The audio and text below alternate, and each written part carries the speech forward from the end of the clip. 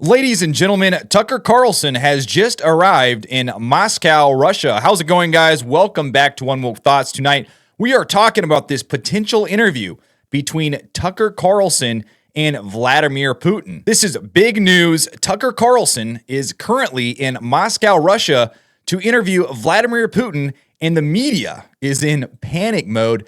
They are losing control of their narrative. Now, what is this narrative that he is talking about? What is the narrative that the media is losing control of? If you have been paying attention to the news lately, you know that the mainstream media and the Democrats like to blame everything on Russia, and more specifically, Vladimir Putin. Here is Nancy Pelosi talking about how a ceasefire for Ukraine or Israel is Mr. Putin's message. This is their scapegoat. Everything bad that happens is because of Putin. But it would be very interesting to hear out of the horse's mouth Vladimir Putin respond to the allegations that he was behind the Hamas attacks and what his perspective is on the war in Ukraine. And this is something that Tucker Carlson has talked about along with his desire to interview Vladimir Putin. Listen to this. Let's go to war with Iran.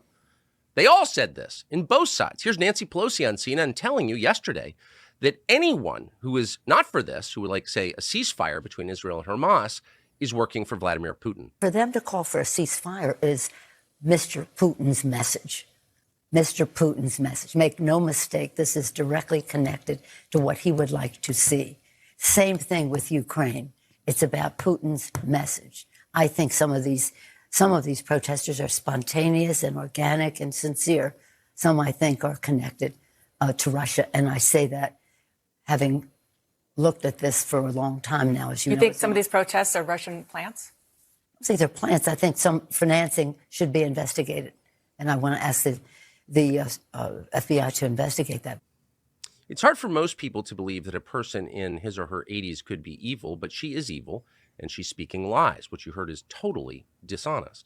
But there's a point to the dishonesty, and that is a war with Iran, which people in Washington have been agitating for more than 20 years. So Vladimir Putin is the big bad wolf. And anytime the mainstream media or the Democrats create a big bad wolf, an enemy for you to look at and be scared of, it's probably something that should be inspected a little bit more carefully. But Tucker Carlson has expressed his desire to interview Vladimir Putin on multiple occasions. In this one, he's talking to Tulsi Gabbard, and the fact that he was looking into interviewing Vladimir Putin, and then all of a sudden, he realized that his text messages and his phone was being hacked, and it was very mysterious. Listen to this. I wanted to interview Putin. This was before the Ukraine war. I always wanted to go to Russia. I want to meet Putin. He's a player in world affairs. Why wouldn't I want to interview him? That's my job. So I didn't tell anybody, including at my company or my producers or whatever. I reached out to a friend of mine who I thought might know somebody. We had a bunch of exchanges about this, got in touch with the Russians. And then I got a call summer before last from a very, very one of my closest friends in Washington saying, hey, why don't you come up on Sunday in Washington? I need to talk to you about something. What is it? We'll just come up. So I actually flew to Washington from Maine to go see this friend who's like, I know someone at NSA, not a low-level person at all, who secretly likes your show, who told me that you are trying to get a Putin interview and go to Russia. I was like, nobody knew this. Not one person knew this. So the hair on my arms went up. So I knew this was real. And they have your emails and your texts, and they're going to leak them to the media to discredit you as a Putin lover. I was rattled I'm not often rattled just because I've been doing this for so long, but that bothered me. So very interesting. Tucker Carlson was thinking about interviewing Putin, and he was in contact with some people in Russia. And then all of a sudden, the NSA